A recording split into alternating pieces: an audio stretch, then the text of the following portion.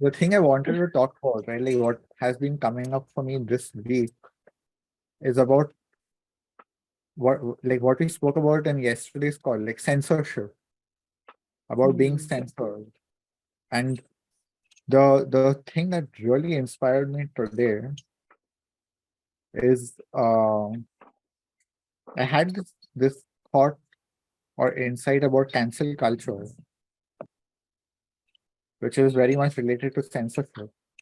But I have a feeling like, cancel culture is originating from the shadow of people who have been cancelled their whole life.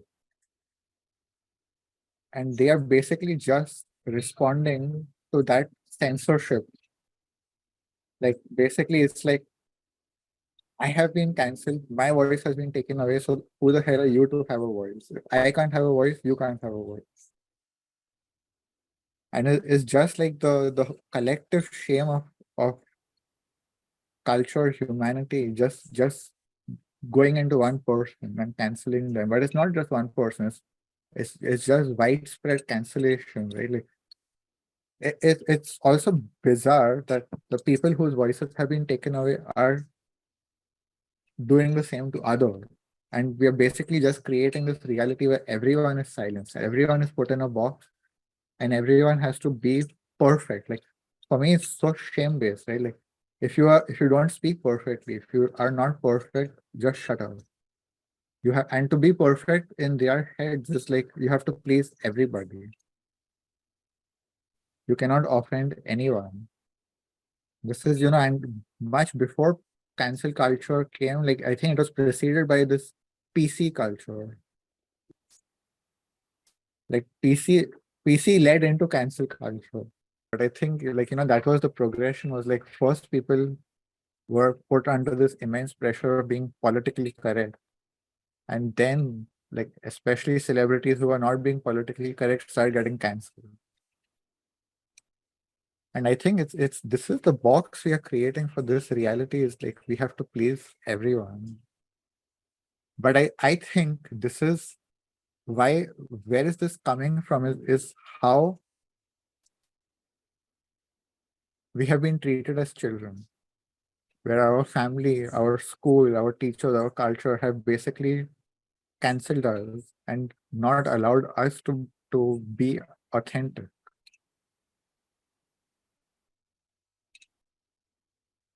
So what happened to us in our childhood is what we are replaying today as cancel culture.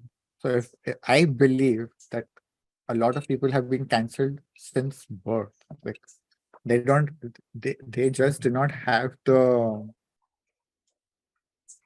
space, the freedom, the encouragement to be themselves. Their life plan was decided even before they were born. I know it's very common in India, in Indian families. It's decided whether you will be a doctor or a lawyer or an engineer even before you're born. And who you will marry is based on your horoscope and your caste and all of this. Right? So the person doesn't exist. They're cancelled even before they're born. And as soon as they're born, they're given this program. Like this is who you are supposed to be. I just want to demarcate though between, I agree with a lot of that, but then isn't there still an argument to be made that some people deserve to be cancelled? So when you do have a situation like Harvey Weinstein, Yeah, but I don't think they're the same things. Like one thing is, someone is involved in something illegal, like uh child abuse. yeah, So I don't even know, that is not even just cancelled, right? Like that is much, like I'm talking about the cases where a comedian says something and you want to remove them from the stage. oh, okay, like the non-PC end of the spectrum as opposed to like I'm talking more about like serious crimes, the freedom of speech. It's like right? You I'm don't not like talking what about someone said, so you're trying to get them cancelled, exactly. I'm not right? talking about I'm not talking about persecuting someone because they have been doing something which is violent or which is hurting other people in a very like physical way or something like this. But if you are Okay. offended by someone's comments, I don't think that is something you cancel people for. Yeah, I agree. Like that is it's good that you clarified that, like, that demarcation is important. That this is what I'm talking about.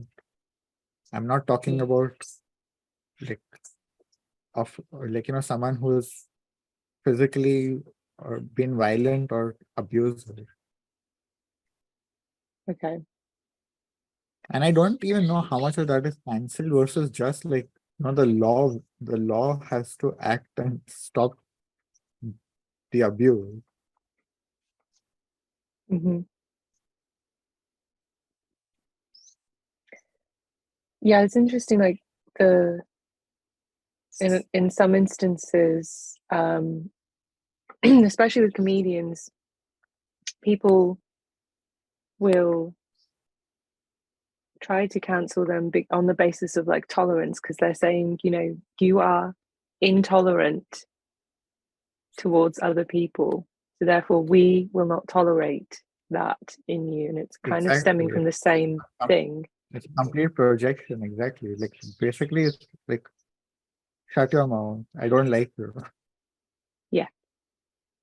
We reject you. Yeah, Mhm. completely. Like we are rejecting you out of this space. And And I I think do, this is what cancel culture is is as a culture, right? It's I don't know how much of cancel culture is about punishing people who have been abusive or violent. I think it's more about silencing voices. I just feel like there is this huge shadow. Like we've been cancelled. We were never allowed to be ourselves.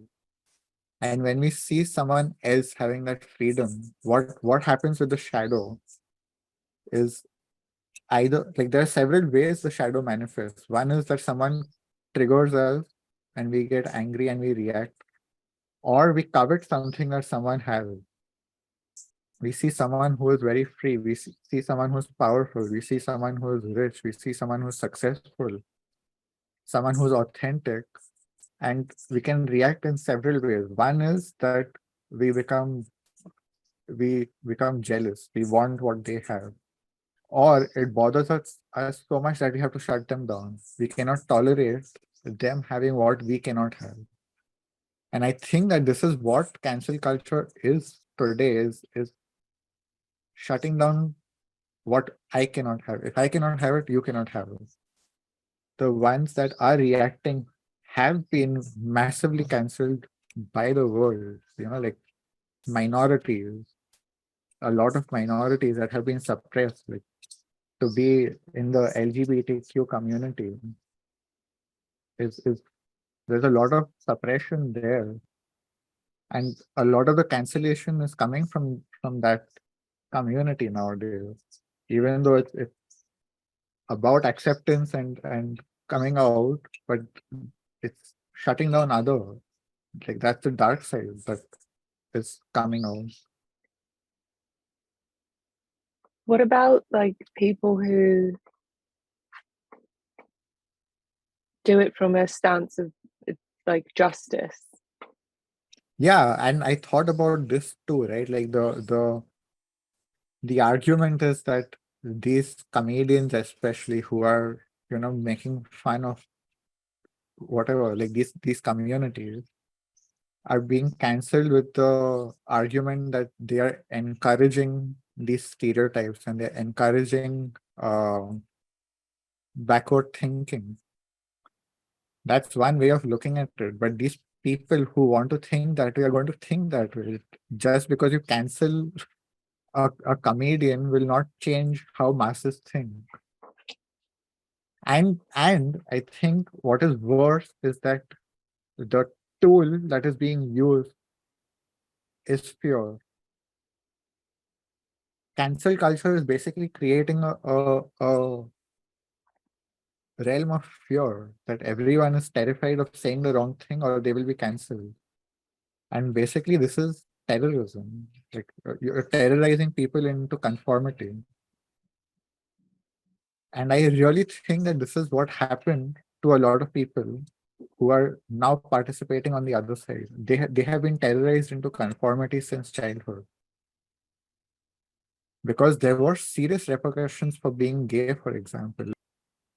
And it's not even that long ago, like in recent history, people were being burned or crucified for being gay.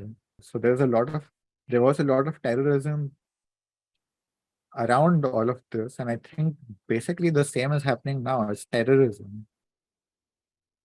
Like you cannot dare to speak the wrong thing.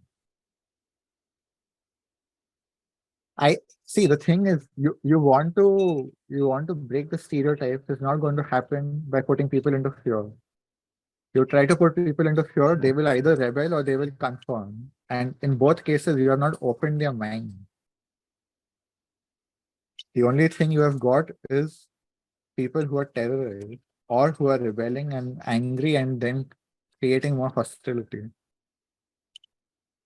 And I think that there needs to be more compassion towards the people who are canceling, not even the ones who are being cancelled. Because now there's a lot of anger against the people who are canceling.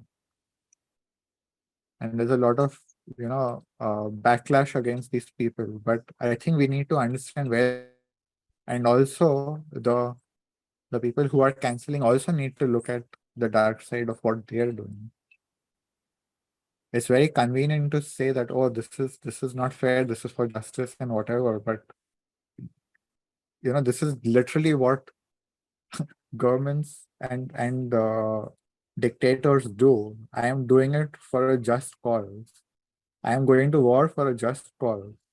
They think it is a just cause, and they use that as a justification to annihilate people.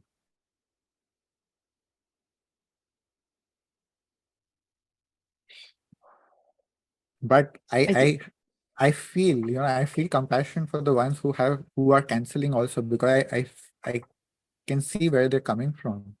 They have faced so much suppression their whole life. But I would suggest to work on that, like to free yourself from the pressure that you have faced, but not to do the same to other people. And I don't even think they're doing it consciously. They're not even doing it uh intentionally. It's just what they experience, they're repeating. It's how the shadow works. You just keep repeating what you have experienced. This is how trauma propagates. It's also like it's such an interesting, from this other perspective, it's this interesting, weird situation where one person is on Twitter. Like if we take Twitter, for example, I'm thinking of a specific case where, I don't know if you remember this, but this was a very high profile, like internet sensation. There was a woman who worked in PR who wrote a very bad joke on Twitter about visiting Africa, and she made a joke about AIDS. Mm-hmm. And the butt of the joke was like her saying, I hope I don't get AIDS. Just joking, I'm white. Mm-hmm. So she meant to make the joke about like being on her, but it was just a terribly worded, did not land at all.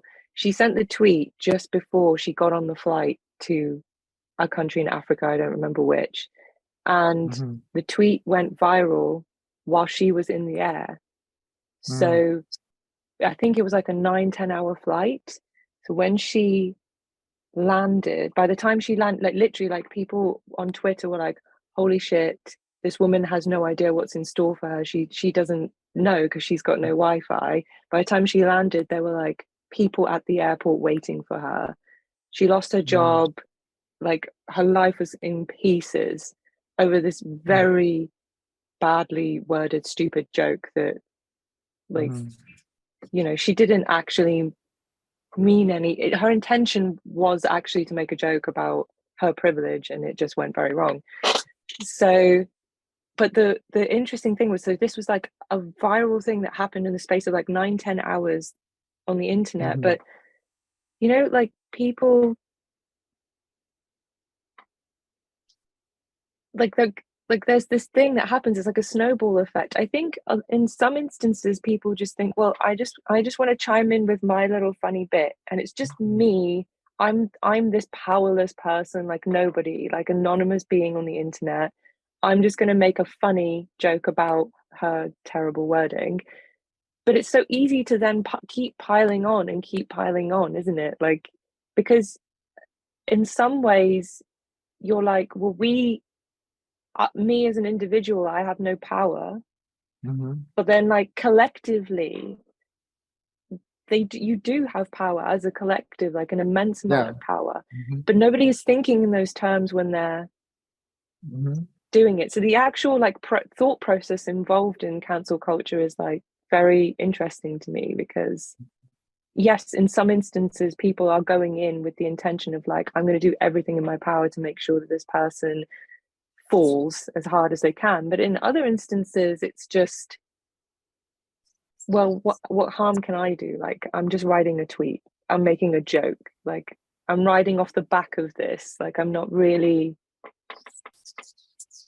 And I think it just, like so many other things in society, like things just spiral out of control, and before you know it, like this woman's life was like ruined, like completely ruined. She had like a dream job, but people thought as well, what was fascinating about the story was that people thought she was rich, and like very, like they wanted to see her fall badly because they had created this image in their head, because apparently they saw a photo of her, like, so people were like going on her social media accounts finding photos of her, and there was one with her stood next to a car, and it wasn't even her car, but someone was like, oh, she's rich, she works in PR, like we're going to go for her, and again, it's like you said, it's pure projection. They had to have this image of her as being a really like You have evil to person. construct a villain. You have to construct a villain. Yes, and then that gives you that impetus to like get everybody going. I don't know what point I was making there, other than that it's just interesting, the actual process behind it. This is the mindset of people who are rioting or who go to stadium. Like, when you're like, football is a very good example where there is this energy which can turn very violent all of a sudden. But it's an archetype. It's an archetypal energy. That is residing in the collective shadow, and people. The thing is, people don't have consciousness. They just get swept into that energy. They just get swallowed by that energy, and it's no longer them. It's very much like, it's a very harsh word to use, but it's like zombies.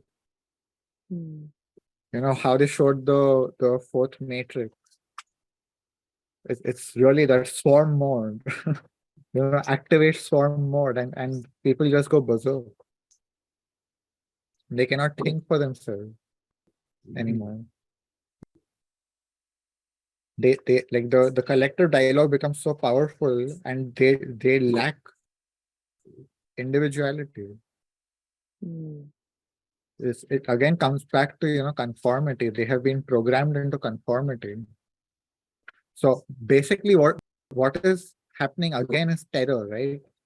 If I digress from this massive public opinion, I am in the same boat. I'm basically taking sides with the lady who's being crucified. It's a survival mechanism. If I stand up to the, I am fucked. These people are going to come and kill me the same way they're going to go and kill her. You run the risk of being cancelled along with whoever else is being cancelled. So it's this polarizing effect. You have to pick a side, right? And I think it was, I don't know where this discussion on this was happening. I think in a different, I don't know where it was, but basically, if you don't pick sides, you're considered to be part of the other side.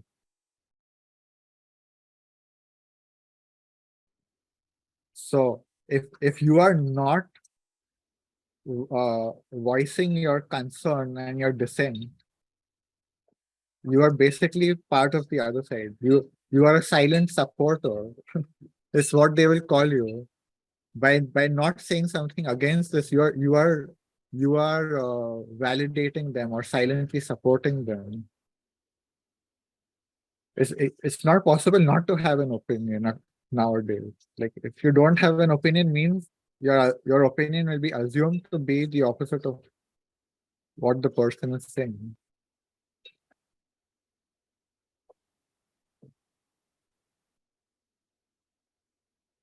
Yeah, and that does happen. Like it's like you said, yeah, people do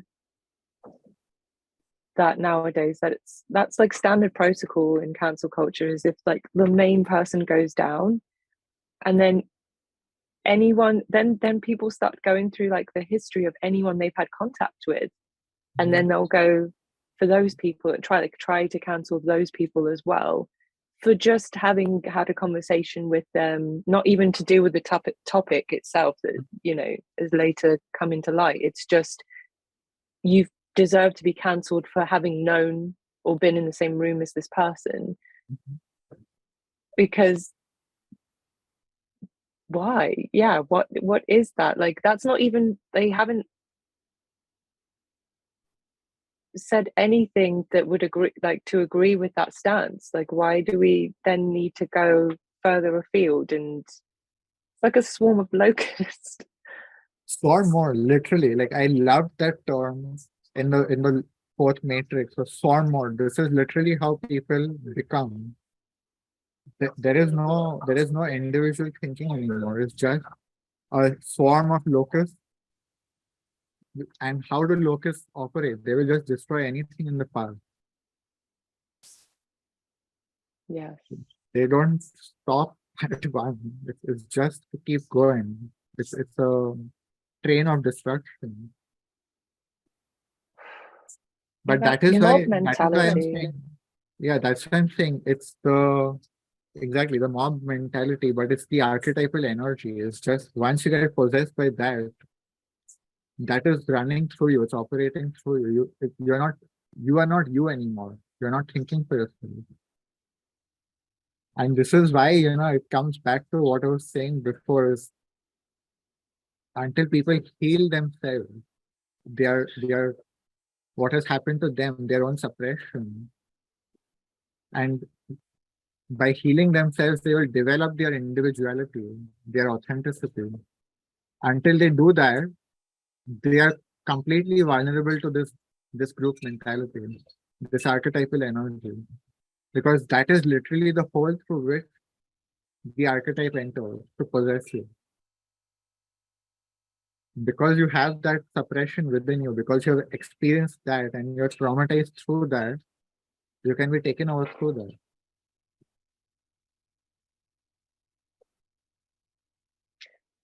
So yeah, this we all, so are you saying like we all have this latent mob mentality archetype, whatever you want to call it, within us until we have actively worked on that part of ourselves, our shadow, whatever it is. We And then are we are like, susceptible. We are susceptible to it. okay. I think it's easy to get drawn into it. I have experienced it in myself, and I don't know about you. It is very easy to enter into group thing. Yeah, groupthink, definitely. Yeah, for sure.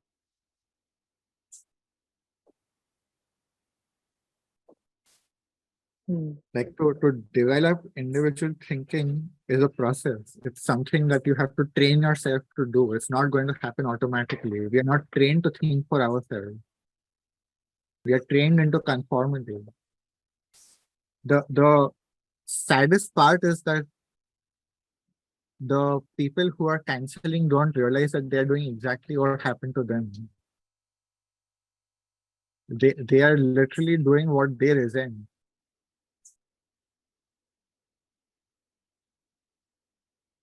And I think there have been some people who have experienced both sides in their adulthood, where they first were the ones canceling and then they got cancelled. And they realized how terrible it is to be on that side, even for something which looks innocent. Because what is being done, right, is you construct a villain. I use that term very specifically. You use something to distort everything to construct a villain. And then you just make people buy that identity by exploiting their vulnerability, by exploiting the traumas that they have gone through. You make them buy that story that this person is a villain and they need to be crucified. That is what is sad for me, is that people are being exploited to participate in something so toxic.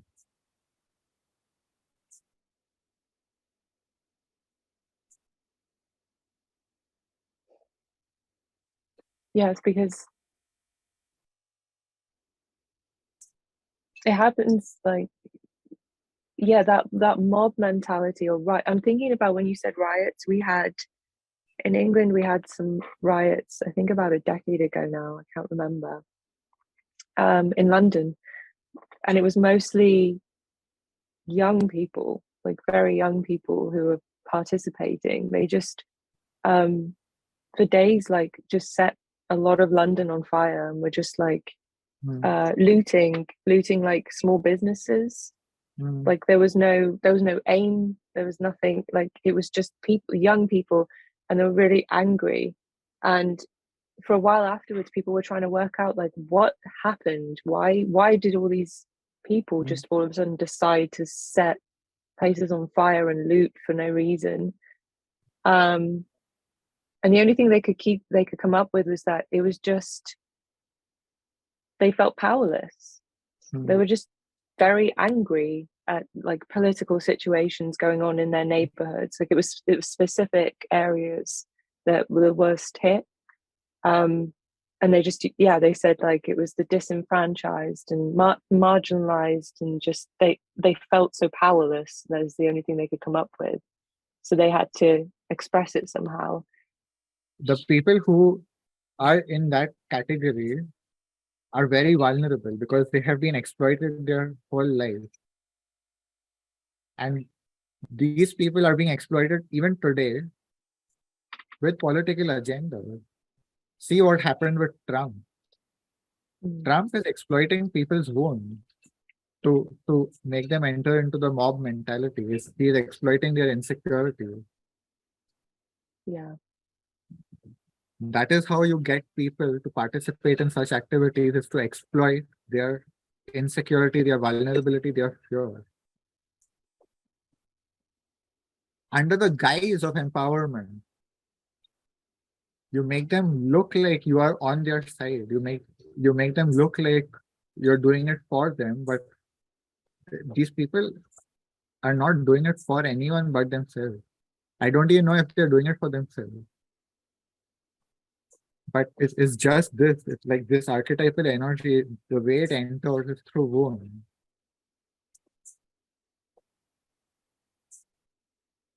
So the more wounds you have or traumas you have, the more susceptible you are to being manipulated by Different energy.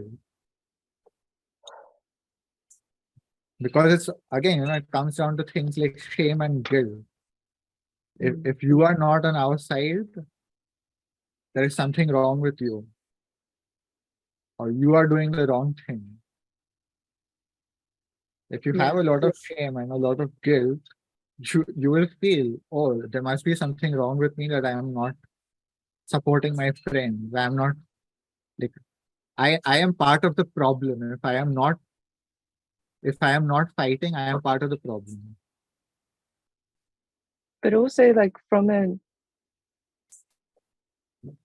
from an evolutionary perspective, isn't it to do with our basic instinct for survival is like having our tribe reject us is linked to us feeling like we're not going to survive if you're the one dissenting voice in a whole group, having them turn their back on you or shaming you or rejecting you is like quite a primal thing to overcome in the moment, isn't it? It's so much easier to just be quiet and go along than The face thing is, that.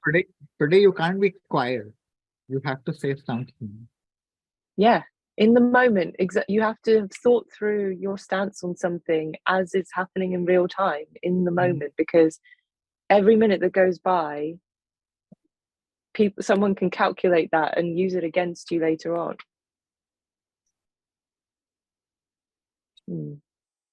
But I think at least if my purpose with this, I don't think the reality is going to change. I think it's just going to get worse and worse. This is my opinion.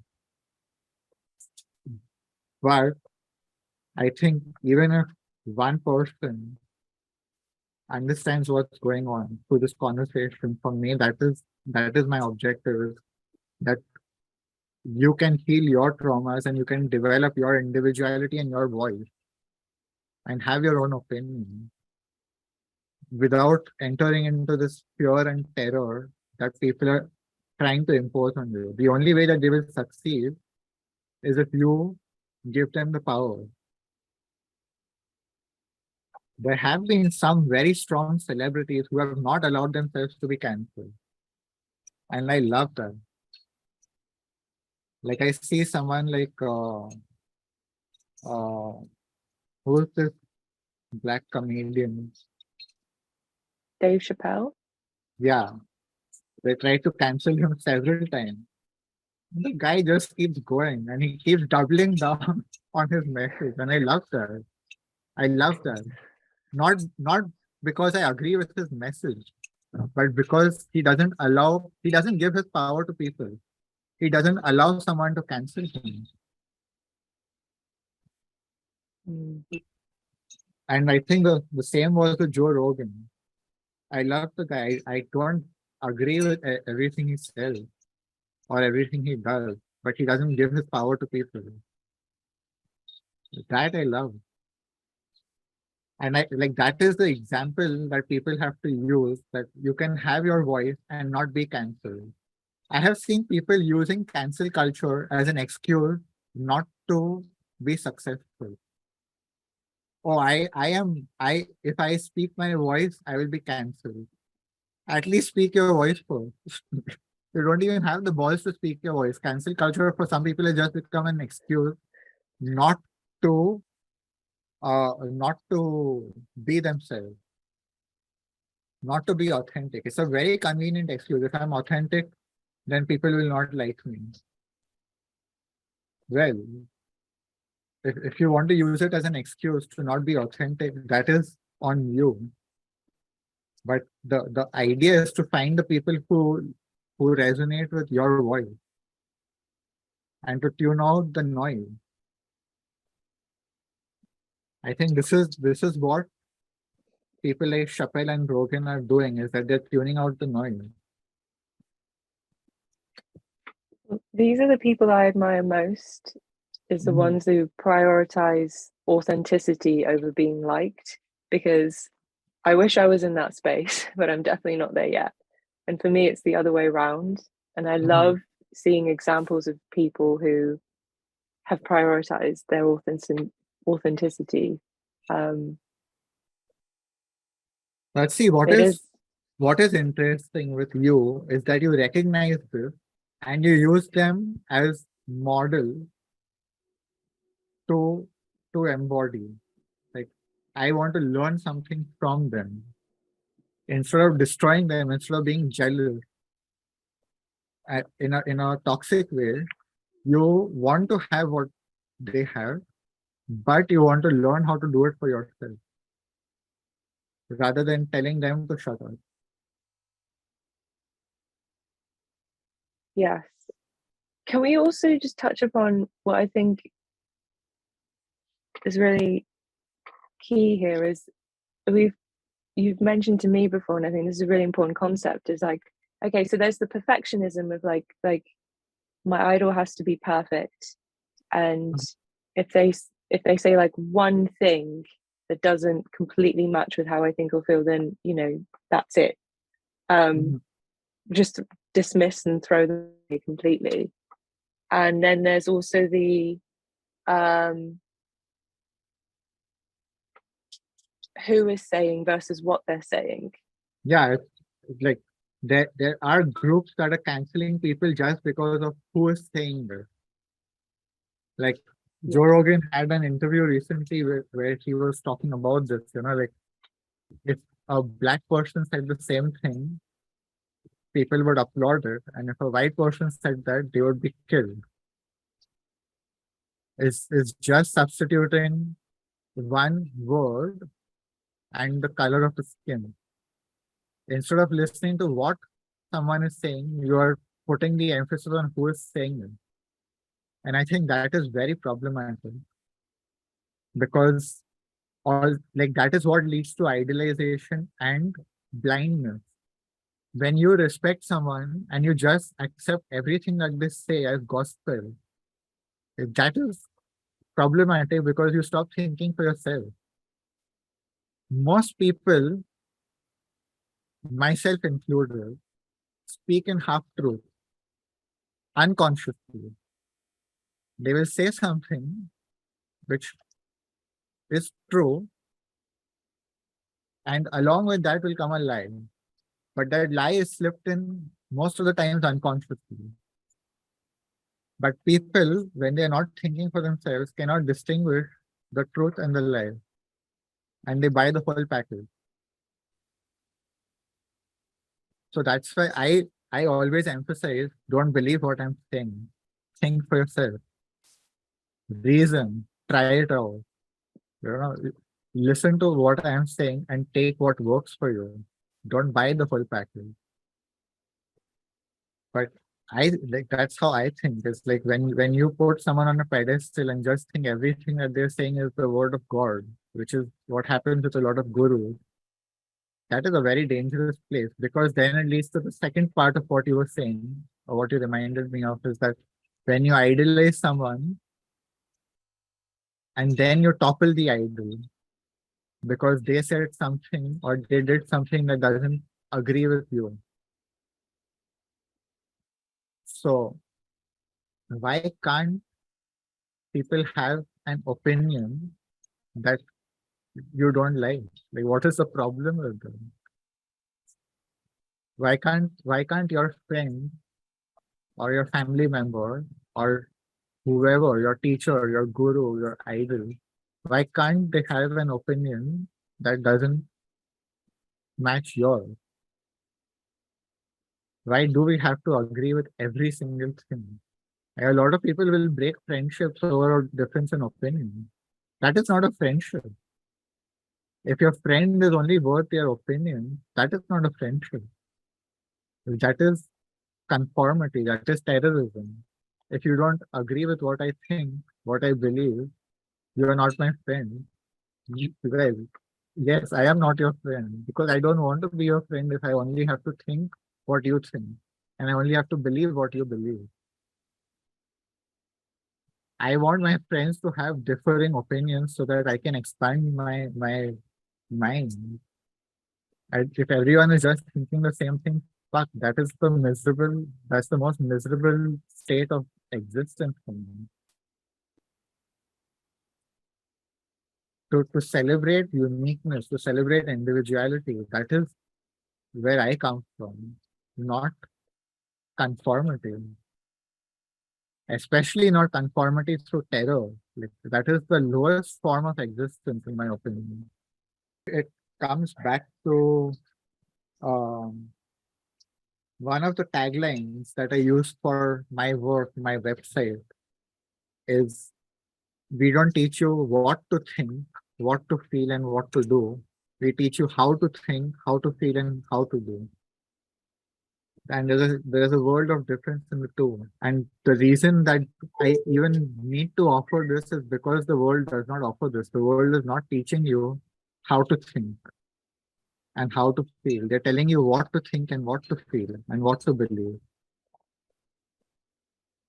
So I feel like this is so basic that we should be taught how to think.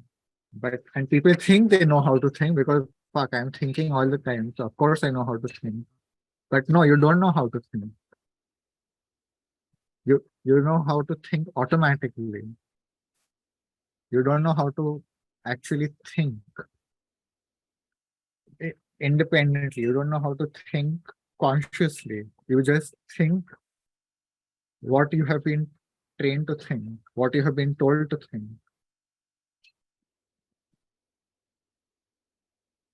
And then even if you can think for yourself and think critically, acting on that is like a whole other thing. Yeah, and also when you think that you're thinking independently, how much are you sure that you are doing that? Because we have so many layers of unconscious filter.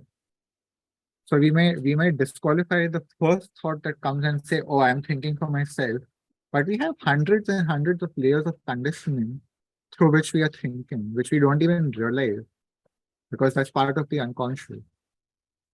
To truly have an independent thought in this reality is impossible. Like you have to do a lot of work to go to a higher level of consciousness to have something that could even be close to an independent or objective thought. So yeah, I think it's just acknowledging that to start realizing that I don't have to act on every single thought that I have. And I don't have to react to every single thought that I have. This is what most people don't even have the, the basic idea that I don't have to react to every single thought that I have.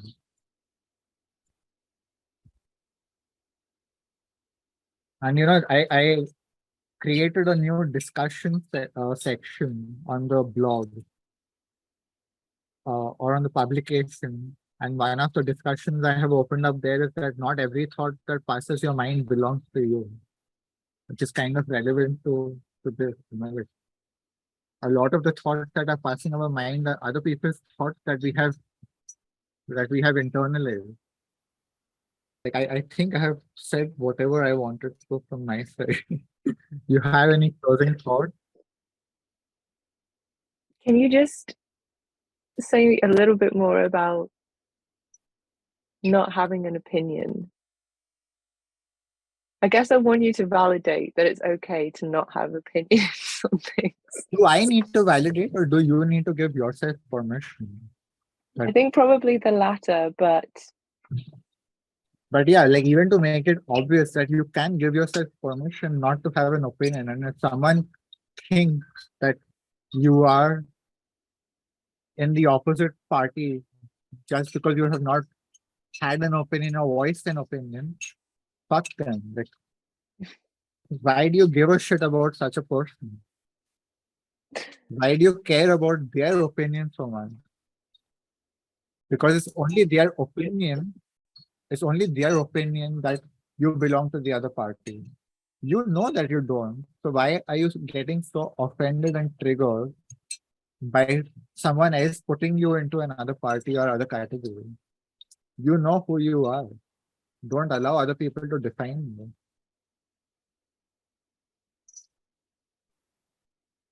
thank you. I needed that. But that would require us to work on our self-worth, to Yeah. know who we are, to, so that we know that other people cannot define us and they cannot put us into a box that we don't want. And we don't have to automatically react and go into the box that they want just because we don't want to be in the opposite box.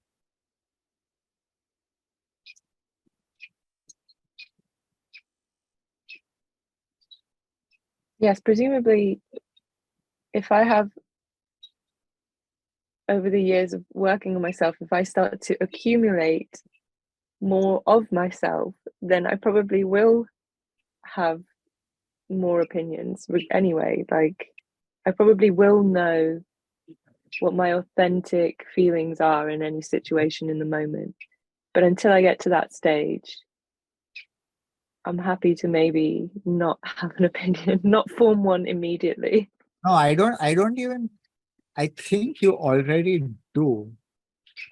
It's normal, but probably what is missing is that you don't honor and validate your own opinion, Yes. which again would come back to self-worth. Like, I have had this in my self, is that I have an opinion, but I don't think my opinion is worthy enough. So I have to go along with the other person's opinion. It was unusual because I was very rebellious, but it did happen once in a while. Not once, it happened a lot. It was happening unconsciously. I was conforming a lot of times unconsciously without realizing. The thing is, I thought I'm a rebel. And I thought, like, when I look back, like, I have been one of the most rebellious people I have met. And yet, I realized much later that I was conforming in a lot of ways without realizing it. Because for me, rebellion was a survival mechanism of feeling completely unworthy. So the only way to survive was to be very aggressive so that the other person cannot force their opinion onto me. So I have to rebel.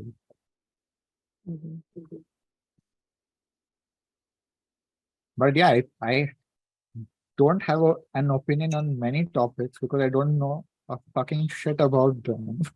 And it's okay for me. I don't care about having an opinion. I don't even care even if I know the topic, maybe I don't care enough to have an opinion about it. I just feel like this isn't something that is championed enough nowadays. Like, just to not have an opinion, like, to reiterate, it really is okay to not know about every topic immediately, like to not be Fuck.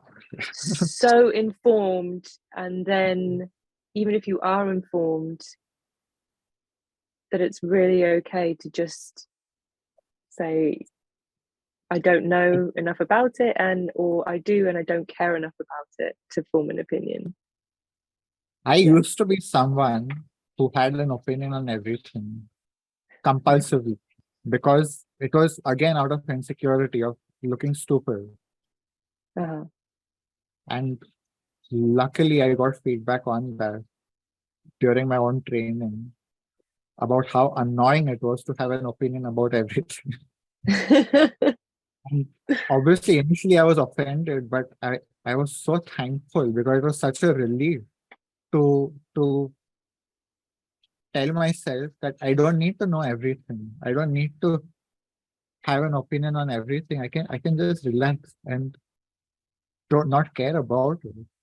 Like that was one of the most liberating things I have experienced is I don't need to know everything. And it's okay to be stupid. Like when I told myself that, right, like that was just life changing for me. It's okay to be stupid once in a while or a lot of time, whatever. And ignorant. Yeah, like but nowadays I appreciate ignorance because knowing things is bullshit in my opinion. What we call knowledge is not knowledge at all. It's bullshit. It's fucking artificial constructs which we have made up in our heads. Mostly what I think of as knowledge is my ability to memorize someone else's opinion. That's like, that's the sum total of my knowledge on many topics. So yeah, I would agree with you. It is bullshit. Yeah, for me, it's just like now I am at a place where not only I don't care to have an opinion about many things, I don't give a shit about most people's opinions. Like I just don't give a shit. You have an opinion, so what? Fuck you. Like what's the big deal? You have an opinion, you have a thought, you have a side, you think you are right. Okay. See, this is very liberating. like there aren't enough people who are making this point of like it really is okay to be ignorant and stupid and just to not give a shit about things. Yeah, I agree. And I used to be someone who would try to convince other people into my opinion, or to try to convince them that I am right. And I think I must be doing it even now, once in a while, maybe more, who knows. But at least consciously, I have I have been working on that. Is that people can have a difference in opinion. People can believe what they want. And if they don't agree with me, it's fine. It doesn't say anything about me or my work or my intelligence.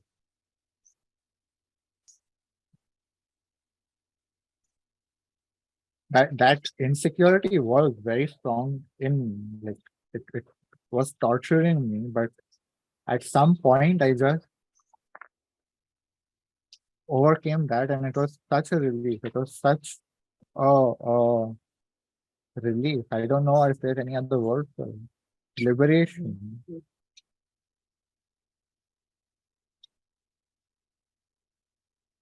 And when I said earlier, like go fuck yourself, it's not like in a hostile way, like, okay, you think you are right, it's okay with me.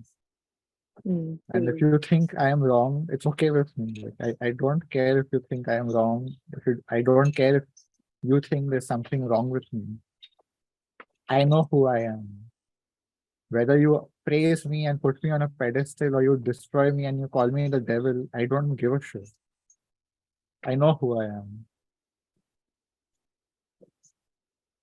But people are very vulnerable to insult and criticism. But I think they are much more vulnerable to praise,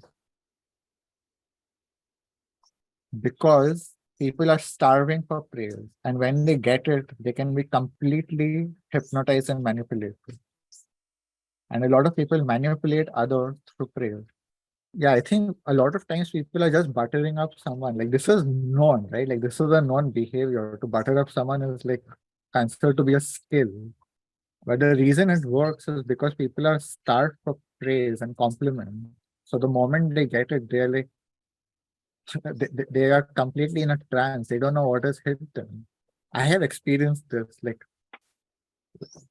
just being completely baffled by receiving a prayer. Like I couldn't comprehend that I'm being praised. It was so shocking for me, because I was so used to being criticized. I think this is a mechanism. I don't know how conscious and unconscious it is in most people. I think it's mostly unconscious, is that they criticize a lot. That's how they control the person. And then they give praise very sparsely to get them to do what they want.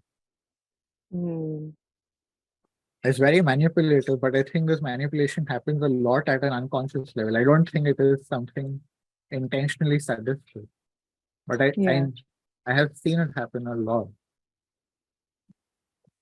I definitely fall for the latter category of like knowing people, like seeking validation from people who offer compliments very rarely. It means so much, like so much. And I've also been in a situation where I've offered what I thought like a genuine compliments to someone, and then just seen them like not know what to do with it, and not and then kind of run with it a bit too much. And read into People it get too much. They get inflated. Mm-hmm. When they get a compliment, they get inflated because they don't know how to handle a compliment. Yeah. They don't know how to receive gratitude and praise. Mm-hmm. Because it goes back to insecurity, right? Like when you're very insecure and someone validates you, all of a sudden you go to the other extreme. You think you're the most special person in the world. You think you're the best. And then you come crashing again, because it's not true. You just got one compliment. But anyways, so I think when we start doing the work on ourselves, one of the things that happens is that you learn to validate yourself. You learn to have more objectivity with your real level, with who you really are. So you don't have to be the most special person in the world, and you don't have to be the shittiest person in the world. Mhm. One of the things I say is that yes, you are special, not more than anyone else. You Yes, are and then I cry instantly because I can't handle that. you are special, just not more than anyone else. Everyone is special. Everyone is Yeah. unique. And that's a great thing. We don't need to be more special than other people. Why do we need to be more special than other people? That is the real question. Mhm. Why is it not enough to just be special in yourself? Why does it have to be compared to other people? Why do we have to enter into this competition of I am more special than you? Yeah. I am special, you are special, great. Let's just move on.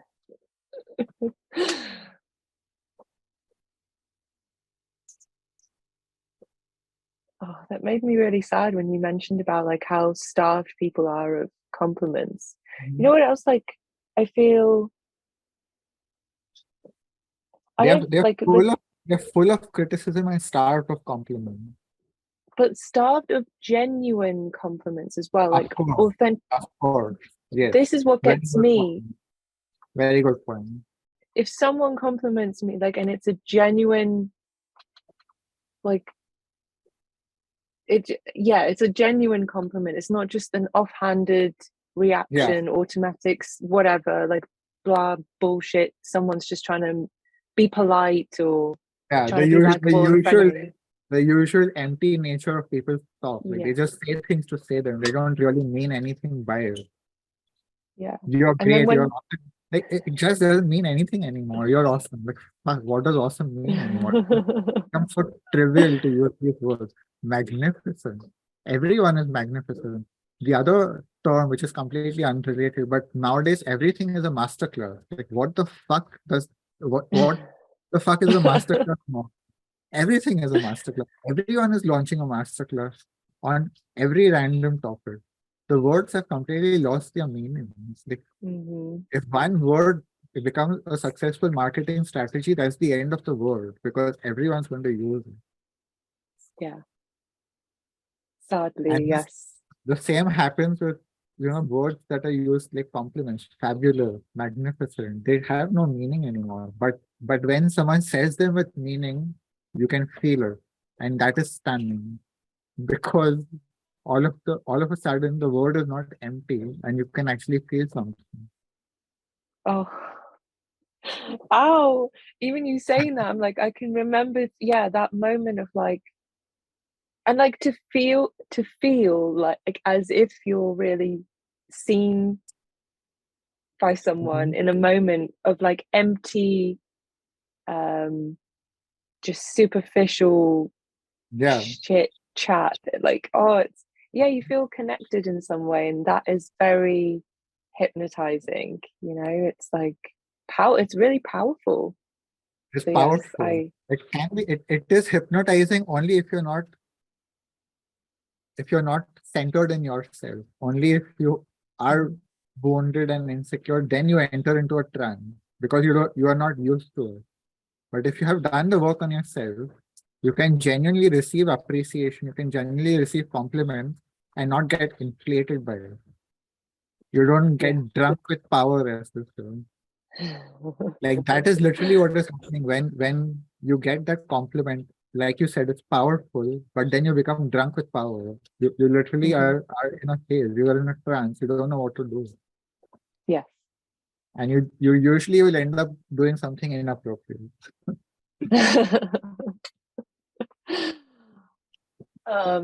No comment, but yes. Not you Yeah. specifically, but people in general. I have done it hundreds of times. I have like my ego gets super inflated because someone complimented me, and then I just go and ruin everything. Because underneath I have the program that I'm worthless. Right. So if someone tells me I'm special and I actually believe it for a second, I have to destroy that because the reality is I am worthless. So if someone inflates my ego, it's my job to destroy it. Mhm. But that is, of course, coming from a wound.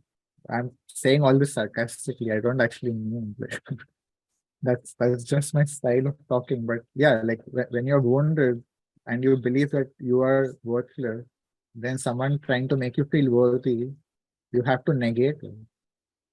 So a lot of times people will dismiss compliment, even when it was a genuine compliment. Their instant reaction is to dismiss it Mhm. or to self-criticize. But but there is this other thing. Like they Yeah. have to balance out the compliments. You have to temper it somehow. You can't just Exactly. let it be. You have to somehow take the edge off it. Yeah. Yeah, you have to negate it somehow. You have to balance it out. I'm not that good. I have these problems. Like, don't forget that I have these problems also. I am not forgetting that you have these problems. I'm not saying that you're perfect. I'm just giving you a compliment. Yeah. I'm not saying you're perfect. This is probably what is happening is like a compliment means I have reached perfection. Like I have had this before, like this ego inflation. If someone says I'm Mhm. good, they're not just saying I'm good, they're saying I'm perfect.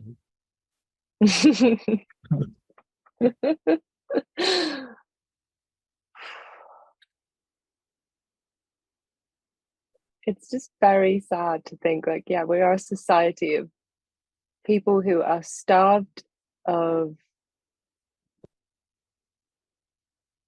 like, yeah, a lot of us have self-worth issues. We're starved of real genuine compliments or genuine connection, and then on top of that we are terrified of being authentic. Like, we're usually punished for being our authentic selves. So it makes a lot of sense as to why we're in this situation with cancel culture. I get it. Mm. Earlier I said that I think that this world is fucked and it's just going to get worse. And Yes. and the way I talk generally, people may think I'm very cynical, but I am not cynical at all. I am very optimistic by my personal nature. I don't have any hope for this world. I believe this world is fucked. And and there was a time that this used to depress me. And I used to be cynical. But this doesn't depress me anymore. I am in joy most of the time. Like I am super happy with my life. I'm super happy with whatever is happening. And even I can be in this world and I can be joyous. Even if it is fucked, even if it is headed towards destruction and collapse. I don't care. I can see that where it doesn't have to depress me. It doesn't have to put me into anxiety and fear. Whatever will happen will happen. Yeah, the world is fucked. Okay. It is a very refreshing combination, that you have this, so you're not nihilistic with it. Like, there's people Not that at are like, all. the world is fucking, and they're just like so nihilistic in their general persona, but you're like this joy, and then you're like, the world is fucked, and we're just like there's no hope whatsoever, but you're just like still very No, it makes me sad happy. how fucked the world is, but okay, like, Not overall. It no, doesn't dampen your overall, spirits. Like, yeah, I'm still joyous. yeah, The world, yeah. but I would like to make this another topic for another time, and I brought it up only as like I want to say that there is this possibility of being uh Mm. joyful even in a hopeless world. We, why am I saying that? Is because people make themselves compulsively optimistic, and there is this compulsive positive mindset. I have to think positive all the time. No, fuck no. Like I think negative a lot of times. I think the world is fucked. Like how more negative can you get than that? But that doesn't make me less joyous. This is the self hypnotism people are trying to create is like positive thinking, but that is not the reality. Why can't I accept the reality and still be joyous? So that is coming up for the next episode. And it gives me hope. So I foiled your plan. Like, for some reason, it gives me hope. I don't have hope for the collective or for the world, but I do believe there is hope for individuals Yeah, like you who can want still have a to. joyous life, right? Exactly. You can heal yourself and you can be a joyous individual in a fucked world. Can that be the name of the next episode? Definitely. Tune in next time, everyone. A joyous individual in a fucked world. I think it's a very good episode. It's a very good title. Yeah. Yep. Let's do. Okay. I'm game. So thank you. Let's wrap this here. Yes. Yeah. Good luck, everyone. Don't do cancel culture.